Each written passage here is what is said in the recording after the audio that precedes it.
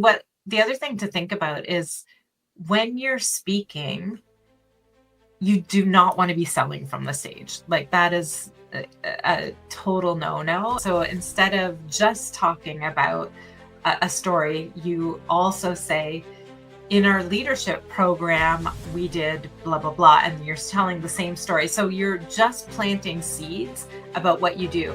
I'll make it as a coach, light the spark inside, empower every soul to turn the tide. I'll make it as a coach, help others grow, changing lives with every story I know. Welcome to another episode of The Making of a Coach. I'm Tobi from metaFox, and this is the making of Pam Ross, a Canadian coach, facilitator, and speaker.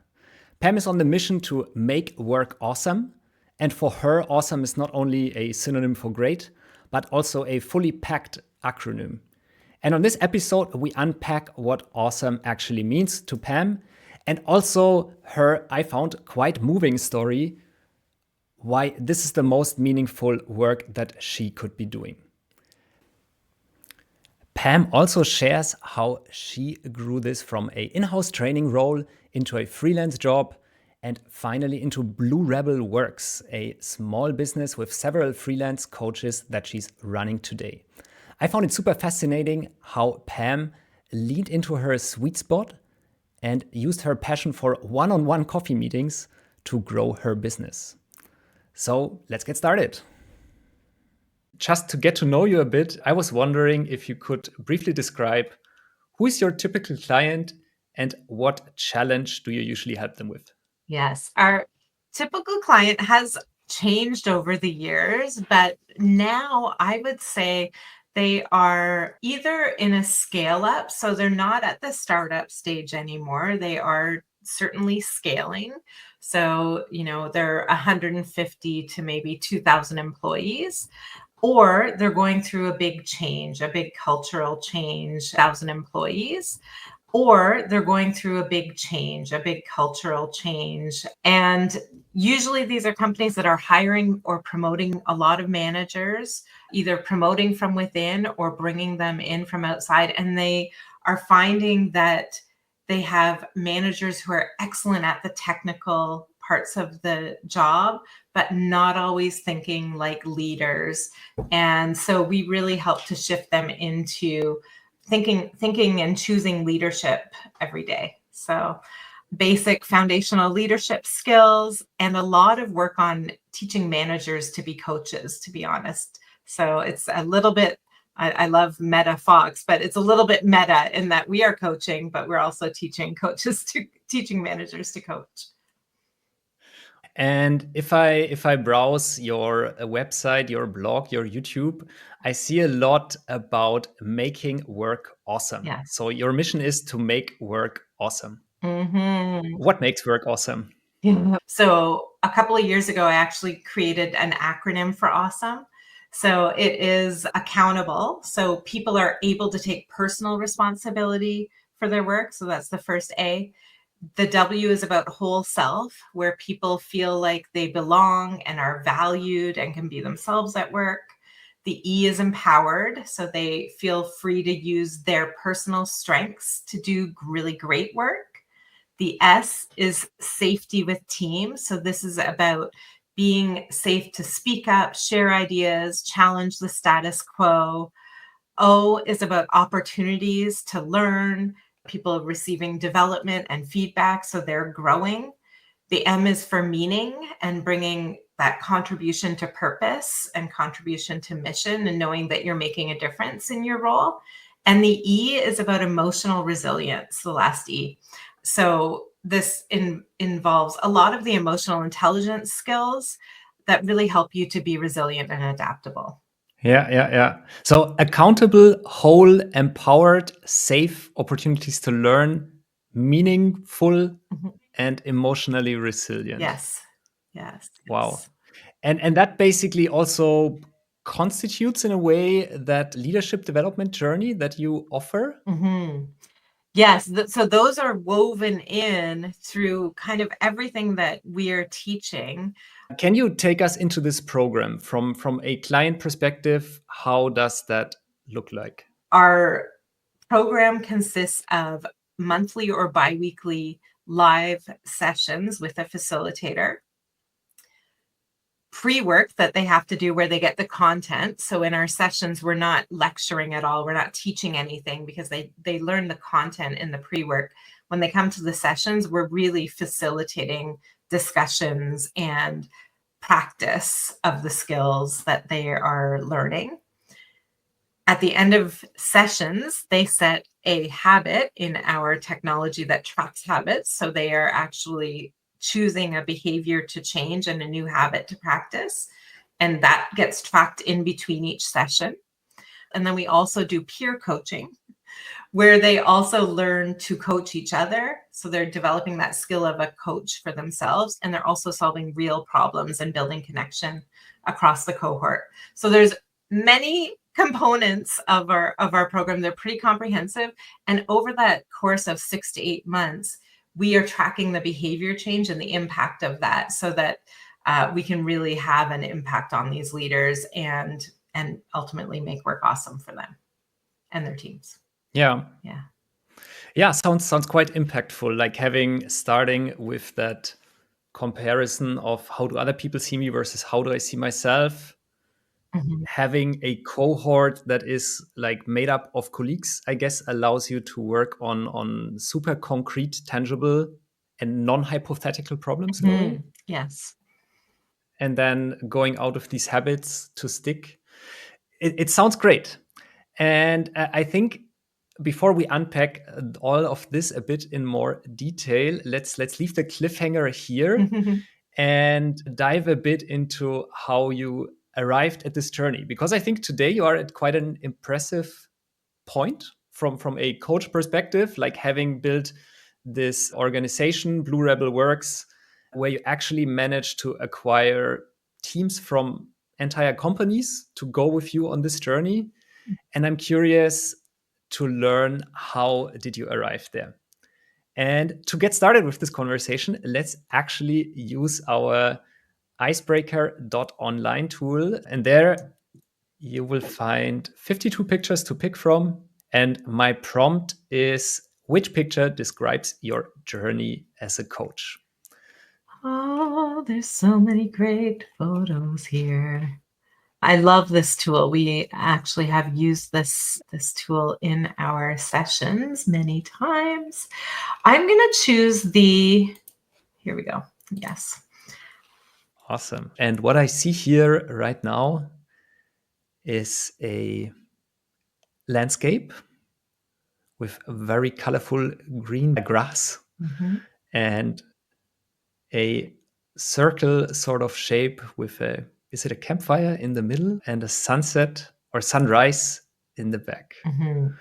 What do you see and what does it mean to you? Yes, the first thing that drew me to this was that sort of spiral path coming out from the campfire, because I would say it definitely hasn't been a straight journey. There's been, jigs and jags all over. The next thing that drew me to this was kind of that, like, I'm a lover of the sunrise. It's just this reminder that no matter what happened today, there's another day that, here's this new day, opportunity rising. So it just speaks to, I feel like I am constantly learning. I actually joke sometimes that I think I created a business just so I could learn all the time. I'm always asking myself, okay, what could I do differently? What did I do well today? What could I do differently next time? What am I learning here? What are the themes? So this opportunity to always be looking to the future is something that I think is the ongoing fundamental of everything. Super nice. Thank you. Yeah, you mentioned in your early days, you worked in hospitality. You were serving in restaurants. How was that? I think you learn so much as a server in a restaurant, because you're basically running your own business. You know, how you serve those guests is going to define their experience, and you can make it as custom or as just, you know, by the book as you want. And I loved to really build rapport and get to know my guests and find little ways to make things special for them. And that pays off, like as a business person, you know, that pays off in my tip at the end of the day as a server. So I got the opportunity when I had just graduated university. I wasn't sure what I wanted to do. I had an honors BA, and I thought, maybe I'll go to law school, maybe I'll go to teachers college, maybe I want to be a journalist. I'm not sure. I'll take a year off. And in that year, I got this opportunity to travel around the country and open up restaurants. Nice. What did you study actually? I studied psychology. Okay. And then you considered law school, but then during that trip, you're based in Eastern Canada, right? Yes. Yeah. Yeah. I'm based near Toronto. So yeah, I was considering a bunch of much more academic ways to go. And so what happened was I was doing this opening store thing, and then my director of operations left and said, "Hey, you're going to take over recruitment," and basically gave me a few minutes on how he does interviews. I had never really done an interview for a manager before. I had helped hire waitresses and line cooks, but he handed me a pile of his recruitment files, a bunch of interview things, and said, "Here's my 3 favorite interview questions," and kind of left me, left the role. And all of a sudden I was responsible for all the recruitment. So again, I had to figure things out on my own. So I think this drove my ability to solve problems and figure things out, but also my belief that anyone can do this. Like, we do not have to solve problems for people all the time. I was doing the recruitment, and then I was training managers. And what happened was our management training program was 12 weeks long, and 11 of those weeks were spent serving tables, bartending, hostessing, doing prep cook, line cook, what they call expediter in the restaurant world, all of these very technical roles. And then there was a week shadowing a manager who was just doing table checks and that sort of thing. There was no actual, how do you lead people training within our management training program. So we started looking. There was myself and there was another restaurant brand within that company. And we started going we need to teach people how to actually lead people. They're great line cooks at the end, but they're not able to deal with challenges with leading people. So we started developing leadership training, and we would do leadership workshops across the country. And this is where I got my start. Again, I was maybe 24, 25 at this point. I had barely led people. I had led my training team. I had worked a bit as an assistant manager in a restaurant, but I was learning to lead while teaching people to leadership skills. Yeah. And that sounds like such a, I don't know, great coincidence. Someone might call it fate, that you, as a psychology student, go on that trip, get into restaurant serving, from there get into HR, and then into restaurant management, right? Yeah. And one interesting parallel that I see in our brief conversation now is that earlier you said today you help leaders that are great in their subject matter expertise, but they actually haven't been trained as leaders, even though that's their job now. Yeah. And now what I heard in your story, this is also what you experienced in the restaurant business, that the original leadership program, to serve the name at that point, was training people mainly on the hard skills of the restaurant business, instead of actually training them on how to lead their team of actual people, like previously you had been, right, in the actual restaurant ground. Yeah, so true. I actually hadn't made that connection, but absolutely, I feel like that is definitely a theme. So yeah, interesting. Yeah. Are there any other learnings from this time of working on the ground in the restaurant. In one of your videos, I had seen this nice analogy of how you also learned what feedback can go right or wrong in this world. Oh my gosh, I learned so many things about feedback. Let me think. I'm trying to think of what you might have seen so that I can link to that. But I'll tell you kind of a bunch of things. I can tell you as a server, at one point, I was actually told, you have a great personality, but you're actually a really bad server. He didn't use those words, he used different words.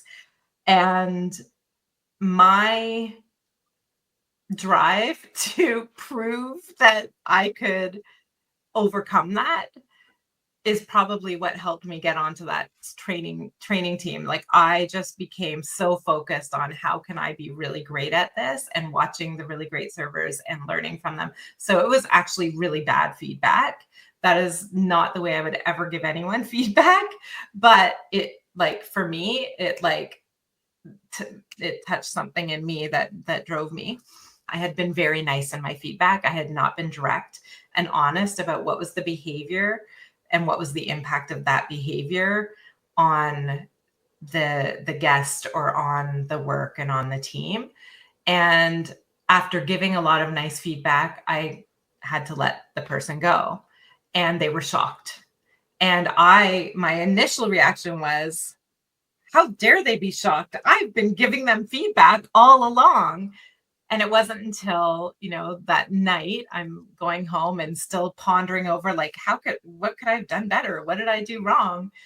That I really thought about, okay, how honest was I in that feedback? How direct and candid was I in telling them what the impact of their behaviors were? So, Yeah. yeah.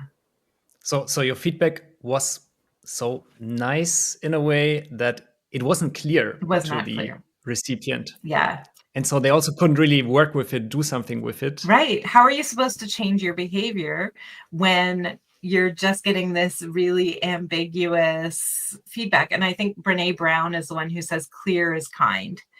And I love that. That resonated with me when I heard her, and it reminded me of these instances that I had where I hadn't been clear. And that clarity is the most kind, compassionate thing we can do when someone is struggling. Yeah. Or thinking back to your A.W.E.S.O.M.E acronym, in a way, you need this safety with the team to then empower people. So that's maybe where the niceness, fluffiness in a way Yeah. comes in. But you also need the accountability. So people actually know this is how they are responsible and how they can take ownership of the task. Right. And opportunity. Like, if I'm not giving you feedback to help you grow, you're not going to get that opportunity. So, yeah. Yeah. So that's the O in your A.W.E.S.O.M.E Mhm. opportunities to learn. Yeah. Yeah. Super cool. Yeah. So this is how you turned from restaurant server to HR to general manager. Yeah. What are some other, how did that continue, and what are some other relevant milestones? What happened for me was, so I was working in this awesome company that I had opened these restaurants. I had done a restaurant manager role. I had taken on the recruitment. I actually, at one point, this was also a very entrepreneurial company. So, two examples of how that would show up at work. One was, we for a while had some like cubicles and offices in our head office that weren't being used. And when I was not opening a restaurant, I would be working in the office, but I had no place to sit. So I would be like sidled up to someone beside them I'd bring my little laptop and sit beside them at their desk. And one weekend I just moved my stuff into one of these empty cubicles. Like, it had been sitting open, and everyone just was like, oh, that's Pam's office now. Like, it was just this very free environment. Another example is, so I had taken on this recruitment. We had decided that we needed to do leadership training. Like, I don't remember having to get a lot of approval for this. Like, it was just like, oh, this is absolutely needed. I'm sure I must have talked to my boss about it, but there wasn't like this, like some kind of really bureaucratic way to bring this into the organization. I just started doing different work. And then one day I said, I think rather than being a management training coordinator, I'm going to be the training and recruitment manager. People figure out what they're good at, people add to the organization and figure out what the organization needs. They fill these roles and they do great work and they get rewarded. And this is just how work is, and it's awesome. Over time, I was with that company for 7 or 8 years, and I was like, okay, the company got bought by a larger organization. They were moving their head office, and I thought maybe this is a good time for me to leave. So I worked in environments where every email that I sent, actually at the time I was faxing a lot of times, but anything I sent to our locations needed to be read. And I would get these my drafts back with red lines and no, move this word here. And everything was so micromanaged. I worked in environments where people were counting the hours until they had to leave. I remember literally walking into one of my colleagues in my first couple of weeks at one of the companies, and he was at his desk, and I said I was trying to understand what everyone was working on and what they all did. So I just saw so much unhealthy behavior, and I saw how easy it was when you're in a system like that to over time become part of the system.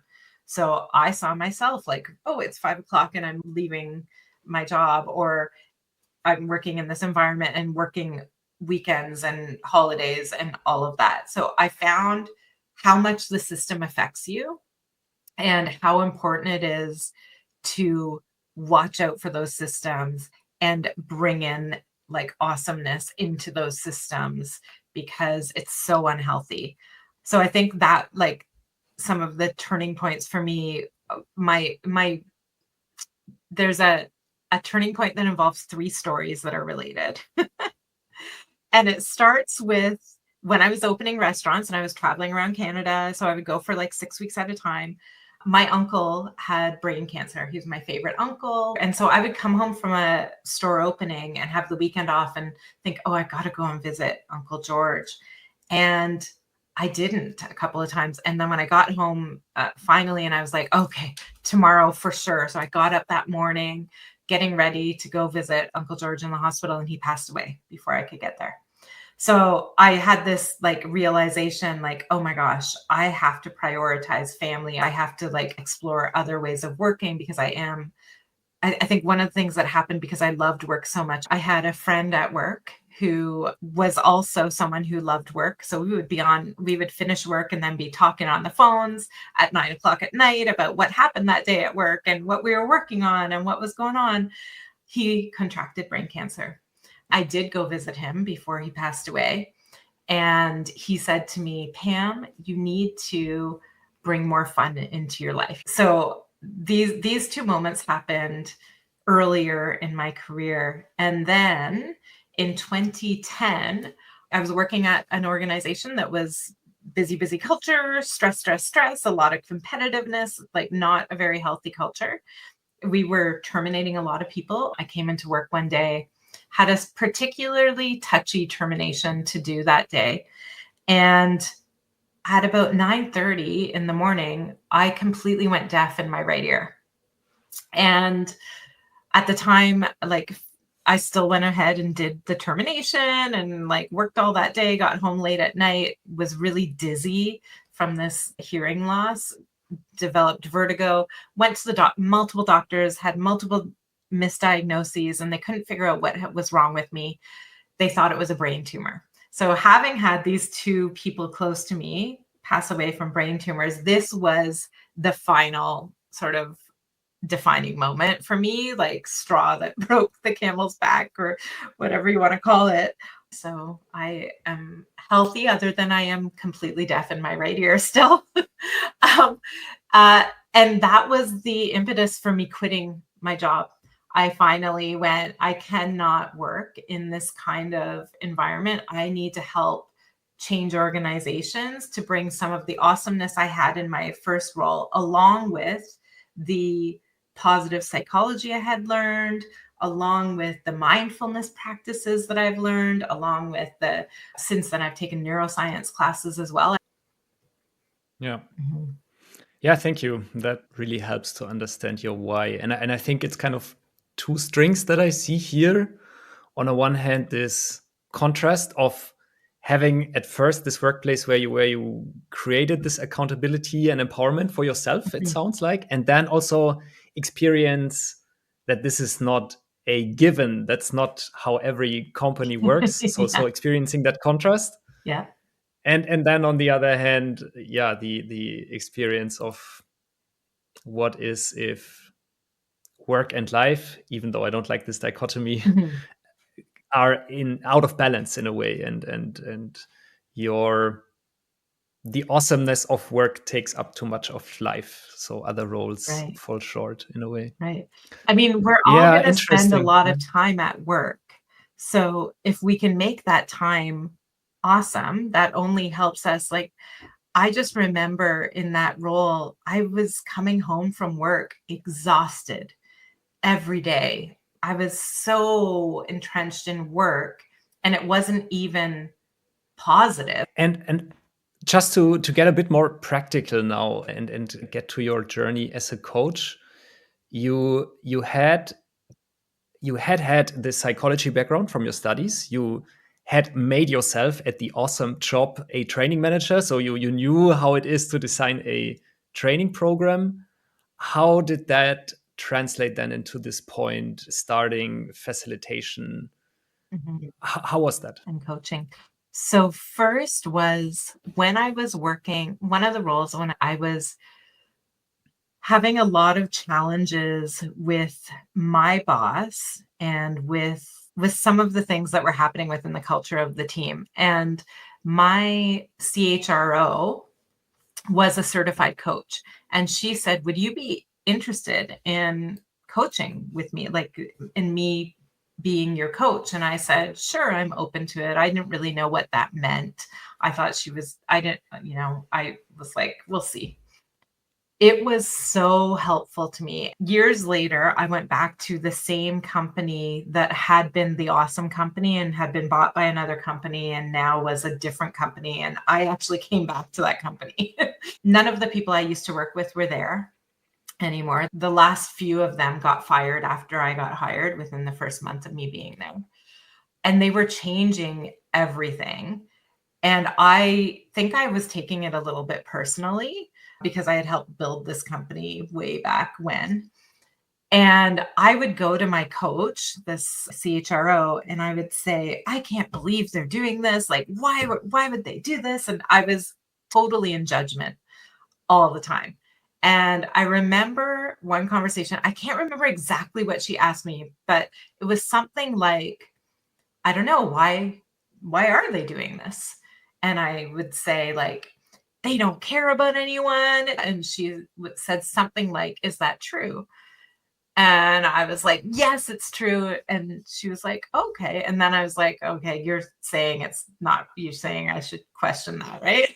So I started questioning my thoughts. And then she said, "What if you were curious instead of judging what they were doing?" And I remember at the moment, because I had this strong value of learning. That simple question, what if you were curious instead of judging? I came to work the next day and literally just said to myself, "I'm curious, I'm curious, I'm curious. I'm going to be curious." I went into like this senior team meeting, and instead of being in judgment, I was curious and I would ask questions and like, "Okay, what impact will that have? And what makes us think that's a good idea?" But I was asking these from a curious standpoint instead of like, "What makes you think that?" It completely changed the conversation. It completely changed the way I showed up. I was learning again. We were able to have open conversations. Like, just that question changed me. And I was like, this coaching thing, like this way of asking a curious question, it really had an impact on me. It totally changed the way I thought about things. So that was my first real coaching experience that I saw the impact it could have.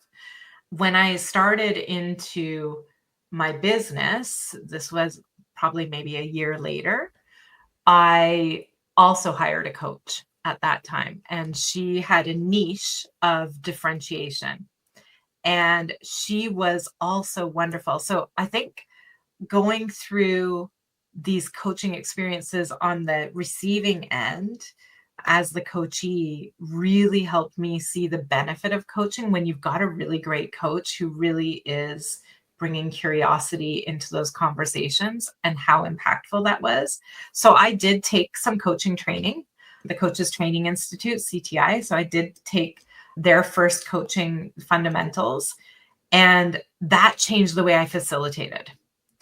So when I used to facilitate in companies, I was a bit of a trainer. It was like the training show. Like I was telling stories. I was like, it was very entertaining. People got a lot out of it, but I don't know how much they changed their mindset and their behavior necessarily, but they loved the sessions.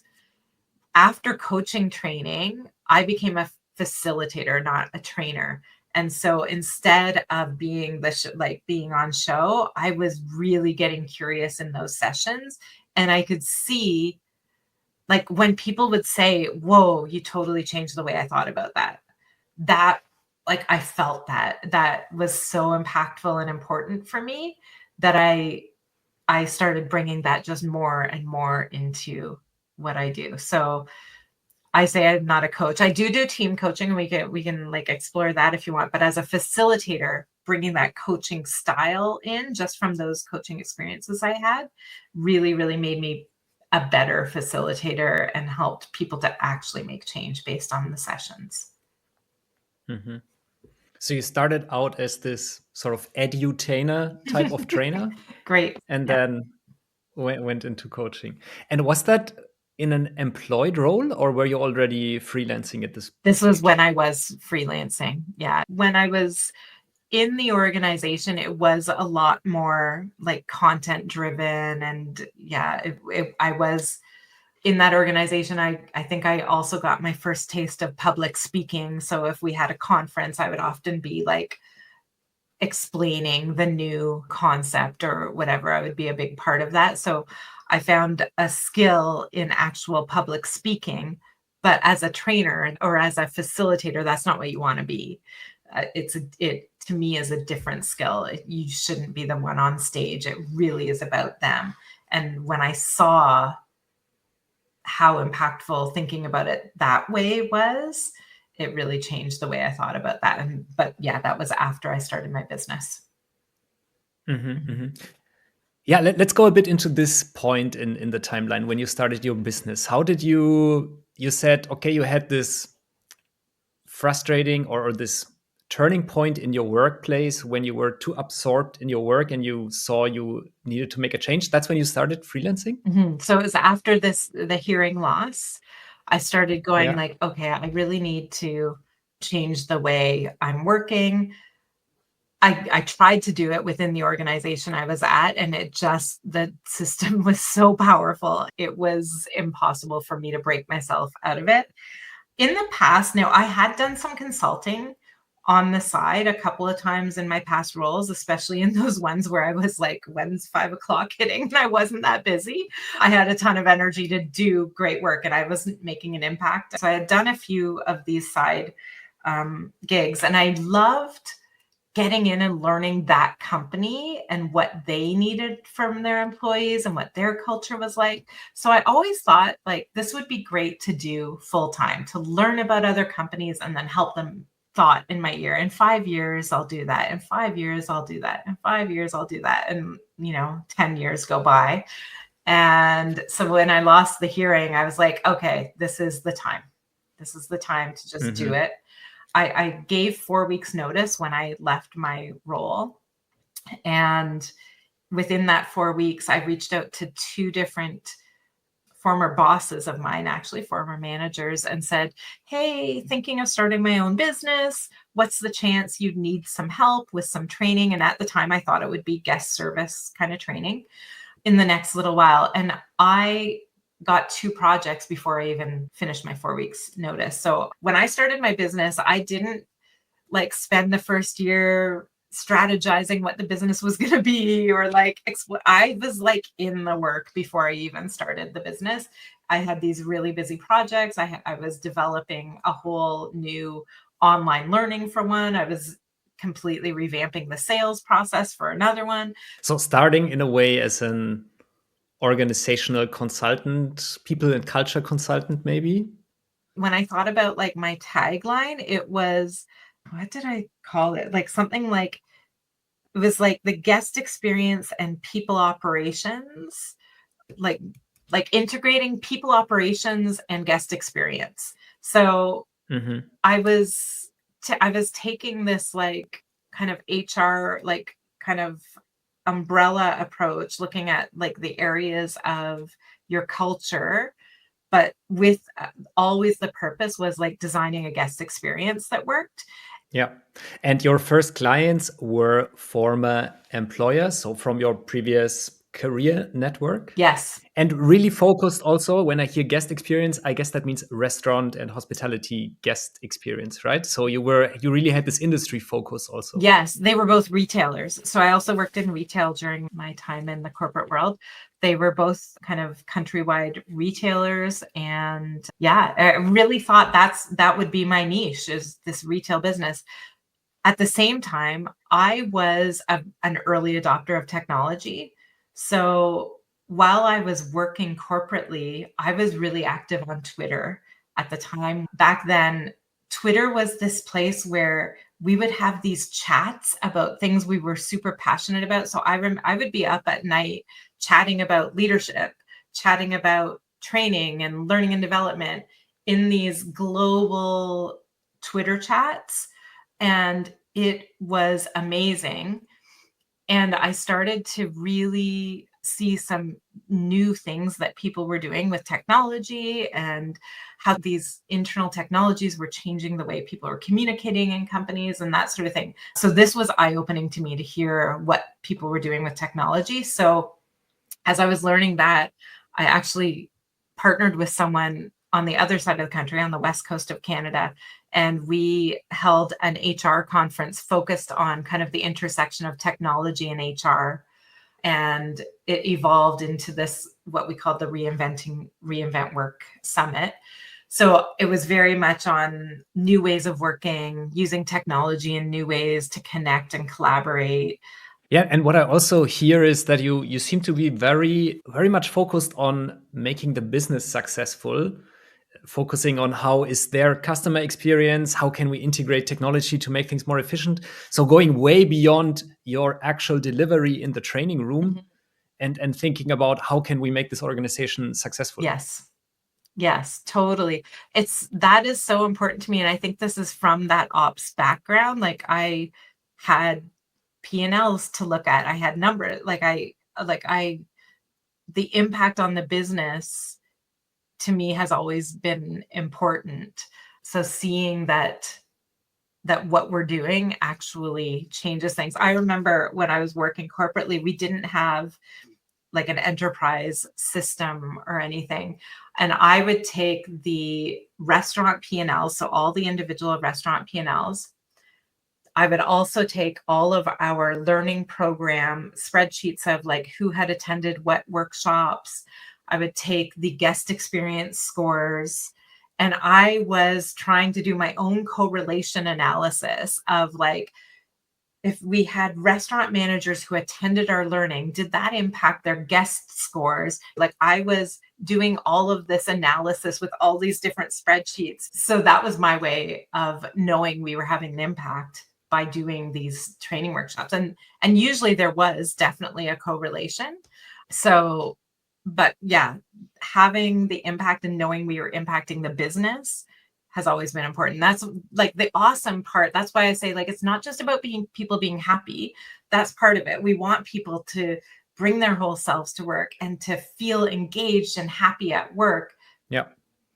Yeah. And I think that's also not super typical for the coaches I talk to. And I think if we were to abstract it to make it useful for everyone, I guess what you did is you took that skill that you were very good at from your previous employment, from your previous career, Mhm.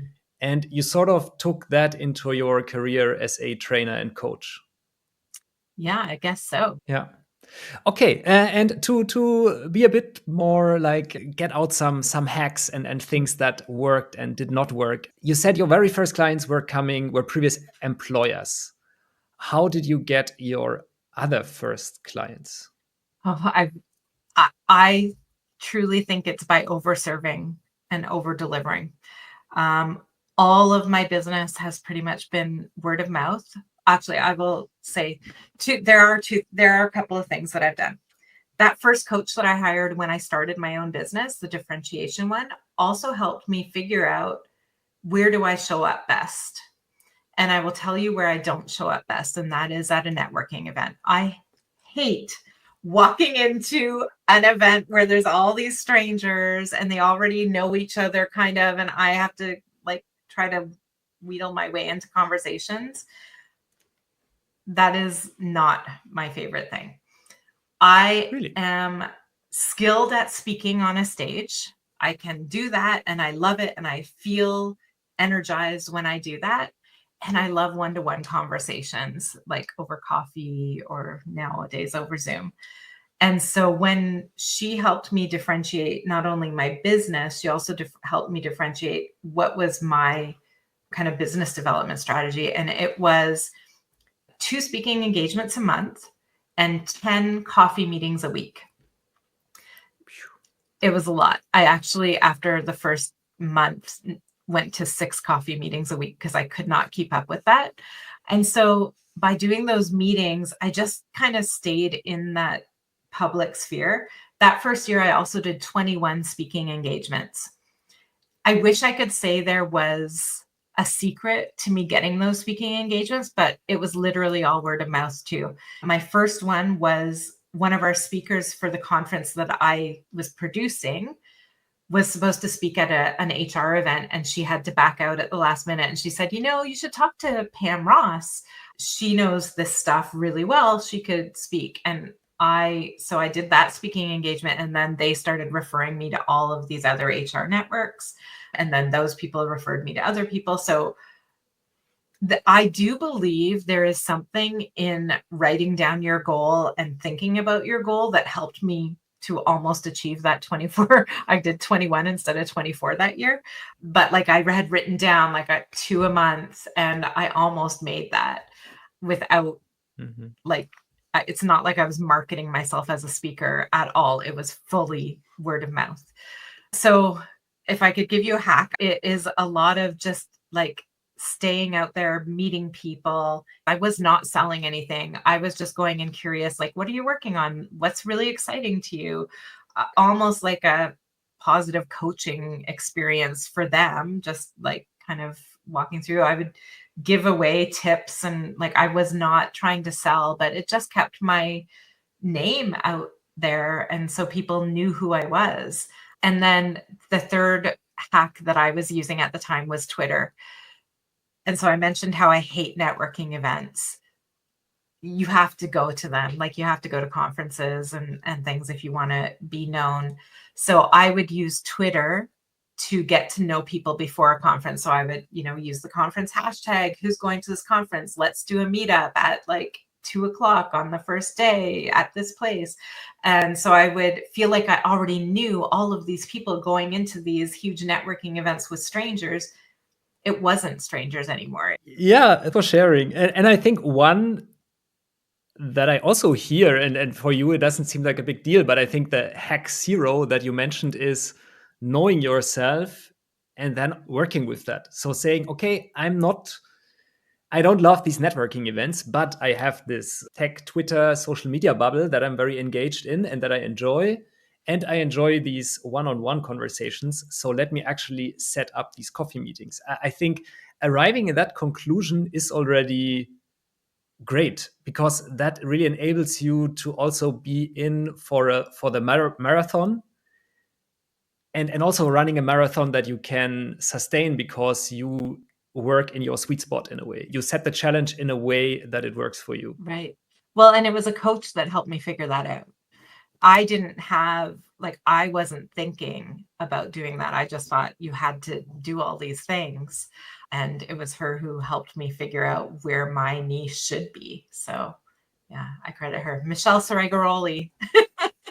She was she is a great coach. So yeah. Great. So that also means for not such a long time, you were a freelancer. Actually, you started hiring your first coach to partner with you quite early on. Yeah. Was that a freelance relationship, or did you actually employ them? How did you arrive at this switch from freelancing to entrepreneurship in a way? Mm. So the first coach I hired, she just has her own business, and I just hired her to be my coach. Do you mean bringing in coaches to do coaching for our clients? I realized the value in coaching because I've had great coaches. So when I worked corporately, Anna Philippopoulos was a wonderful coach.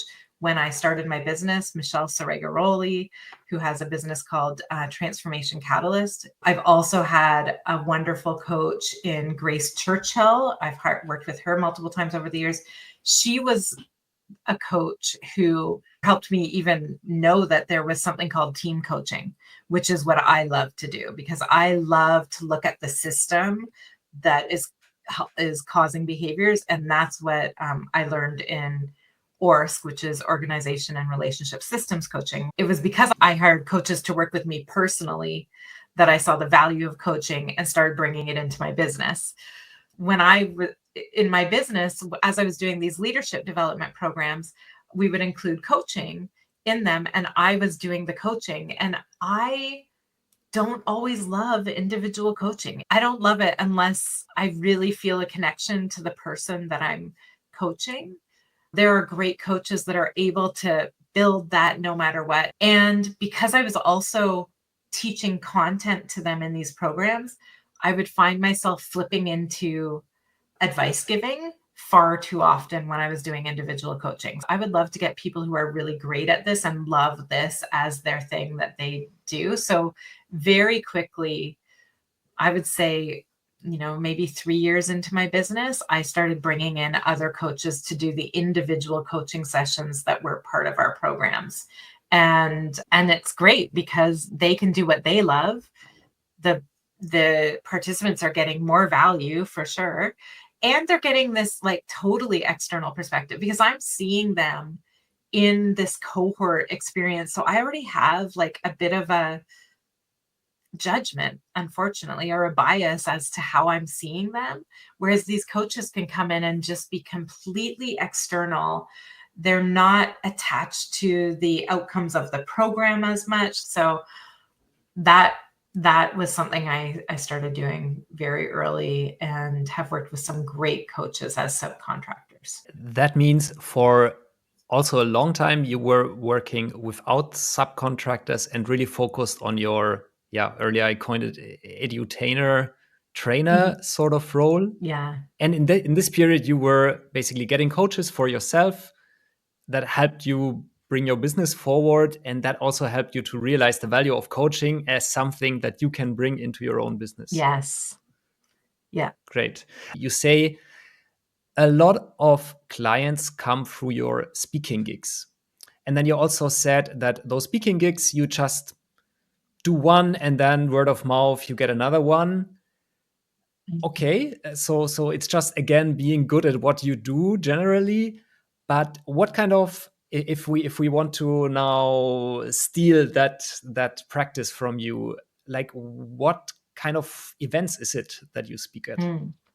So a lot of the ones that I would get clients from would be things like HR association events. So in Canada, or in Ontario, where I am, we have the HRPA, which is the Ontario HR Association, and HR professionals go through that organization. So in that, multiple times actually over the years, I've spoken at the area conferences. So there's regional HR meetings. And so I would speak at those. And those sometimes would range from just having a group of 15 or 20 people to 150 people, depending on how big that region was.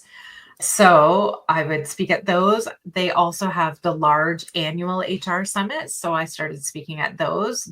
I would say those were often an opportunity for potential clients, especially because people are choosing to go to the sessions that resonate with them. So this is sort of trade fairs almost, or big conferences where there's several tracks in parallel. Yeah. Then you get in, you position yourself with your topic toolbox sort of, Yeah. and then you know already people pre-select themselves because they show up at your workshop instead of that other one. That means they have a certain level of interest in your services also, or Exactly. in the themes that you're working Yeah. on. What the other thing to think about is when you're speaking, you do not want to be selling from the stage. Like that is a total no-no. And so for my first year, I'll be honest, I probably didn't get clients out of my speaking gigs because I was so far from selling on the stage. I was talking about all kinds of things, but never about what I did.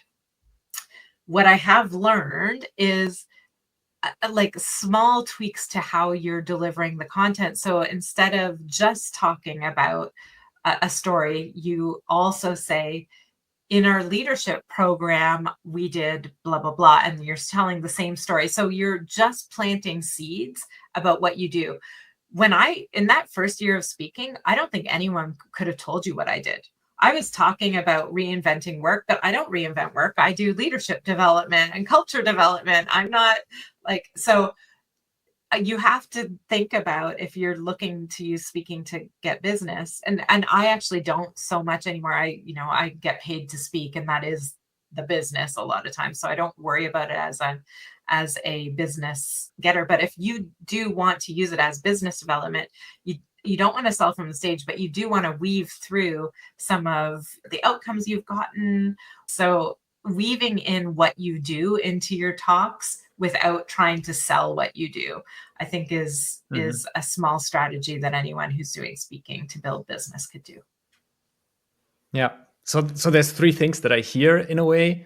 Not sell in people's face directly. Number one. Mm-hmm. Number two is be useful, deliver value, deliver free value Mm-hmm. by sharing actual real world hacks Yeah. and practices. Yeah. And number three, pack those value points in a story where you can show people, look, this is what I do. This is actually, on the one hand, a valuable story, but it's also sort of a customer testimonial from my work. Right. And you can also work with me. Yeah. Not saying that, but sort of this is what people also learn in the subtext. Yeah.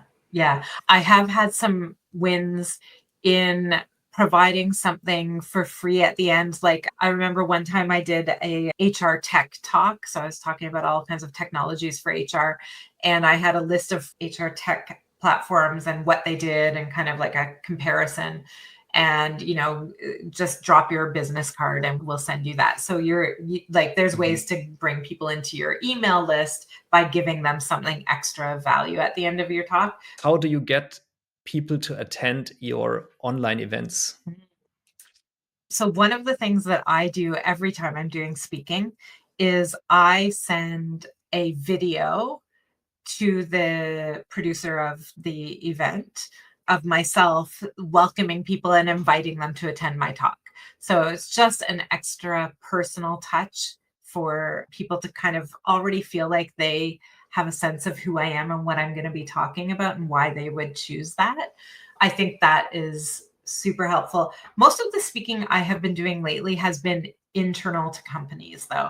I haven't been doing a lot of public conferences. I've been doing more like, when they're doing their internal summits. You don't have to sell tickets to it or anything, but I still always do the video welcoming people. It's just like an added value for that conference producer.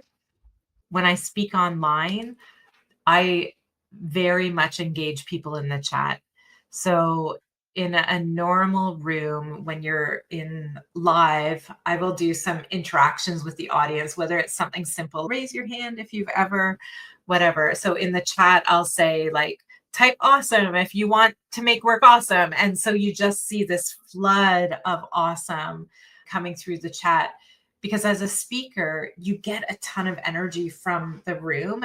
feel it online. It's hard to get that same energy unless you're doing certain things that will keep it up. So for me, using the chat to engage people is so important, so that I can still show up as my best speaker when I'm online. Yeah. So connecting with the audience on the one hand before the event by being comfortable enough to record a phone video, I guess.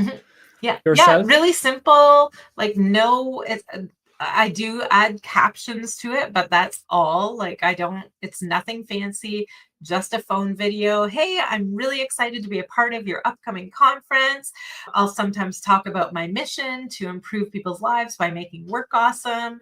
And I'll be talking about XYZ. Can't wait to see you there. Make sure you're in room whatever at 11 o'clock. So I'll just give like a few details about the talk and like who I am. And it just gives them a sense of my energy and what they can expect from coming to my session or to that conference. Yeah. How do you choose what to talk about? Well, I do a discovery with my clients. So usually over the last few years, I've been talking about a couple of things. One is sort of like neuroscience hacks to making work awesome. So bringing some of the things I've learned about the brain, and both through neuroscience and positive psychology, into how anybody can make work awesome. And then the second one is something I call leading above the line, which is aimed directly at leaders. And it is about a bunch of mind shifts or shifts to help you stay in that curious zone, that curious non-judgmental zone as a leader. This is making me realize this is very similar to that workshop that I told you about at the beginning of our talk, where we had about 15 different activities we could do, but we could only do 5. It's very similar to that. I have probably 20 different neuroscience hacks that I could talk about. And I have about a dozen leading above the line shifts that I could talk about.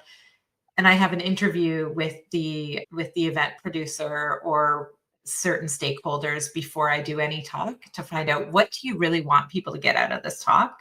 What would make it successful? What's been successful in the past? Tell me about the group. So I always ask a question like, if at the end of an hour talk, you're leaving going, wow, that was the best talk that we've had at a conference, what would have to be true? So I pull from all of the things that they give me and choose the hacks or the shifts that I'm going to share in that talk. So it's very much tailored. It's not, I don't say it's custom, because I already have the stories. Like, for everything I talk about, I have at least one story, at least one kind of tip that they will leave with, and like a why behind it or the science behind it. And so I have all of those already. It's just choosing which ones will fit for their audience. Yeah. So again, trying to abstract it, you have that shelf with things, with components that are useful to your target group, in your case, leaders of medium-sized businesses. And then you have this exploration conversation with the client, finding out what is the most pressing issues, where can you deliver the most value. And based on that, you pick your different puzzle pieces from your shelf and build that talk. Exactly. Yeah. Okay, very nice. And maybe one last question on the whole client acquisition, business development journey. I saw that you also have quite some video content online on YouTube, on LinkedIn. How is that going for you? What have you tried? What seems to work? What works less? Where are you still experimenting these days? Ooh. So I am experimenting with all of that. I enjoy video. I find it easy. So that's why probably you're seeing a lot of video content. It's interesting because over time this has shifted. I used to write a lot. When I worked corporately, I had a blog that I would write like a couple of times a week. I was writing on my blog. And over time, video has just become more easy. I wonder if it's because I am on Zoom so much. So I'm just so used to being live on video. So what has been successful? I would say LinkedIn is my number one kind of platform that I focus on.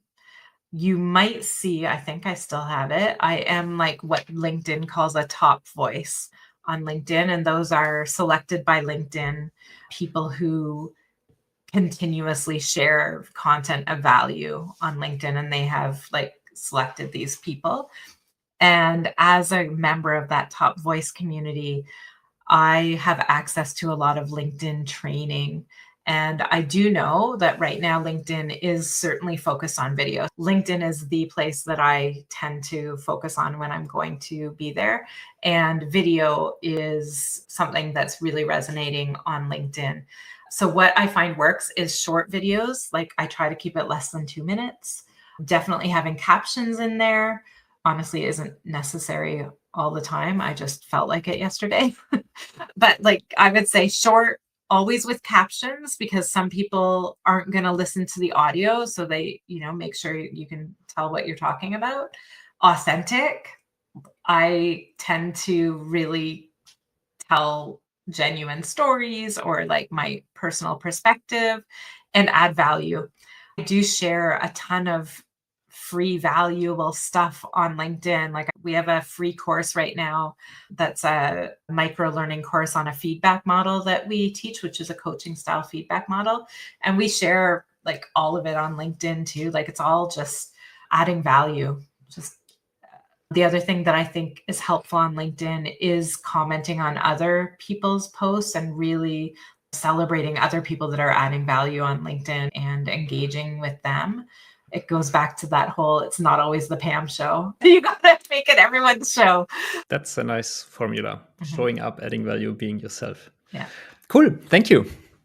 If you could give the younger Pam starting out as a trainer a advice from today's perspective, what would it be? It goes back to that, like, it's not about you. It's about the people in the room. Be more curious, like always ask, don't tell more often. I think that comes with confidence. Like starting out as a trainer, I felt like I had to have all the answers. Same with managers. I feel like I have to have all the answers. I have to be the expert. And it turns out people have all the answers inside of them. It's about pulling the answers out of them. I don't have to have all the answers. It's not the Pam show. Help them solve, facilitate, don't teach. Be curious, ask, don't tell, and trust in the capability of people to solve their own problems. Yeah, absolutely. This was my conversation with Pam Ross, is what I would usually say at this point, but actually this wasn't my entire conversation with Pam. Pam also told me a lot about her blues and oranges feedback model that she's using with her clients at A.W.E.S.O.M.E.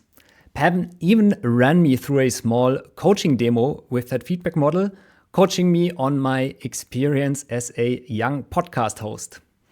If this sounds interesting and you want to have a small glimpse behind our podcast journey, tune in next week when we will publish this second part of my conversation with Pam as another episode. If this was useful, please subscribe and share this episode with a friend. If you say, Tobi, I think you could still do this or that better, then please send me an email on tobias@metafox.eu. We are super grateful for your feedback. Thanks a lot and hear you next week.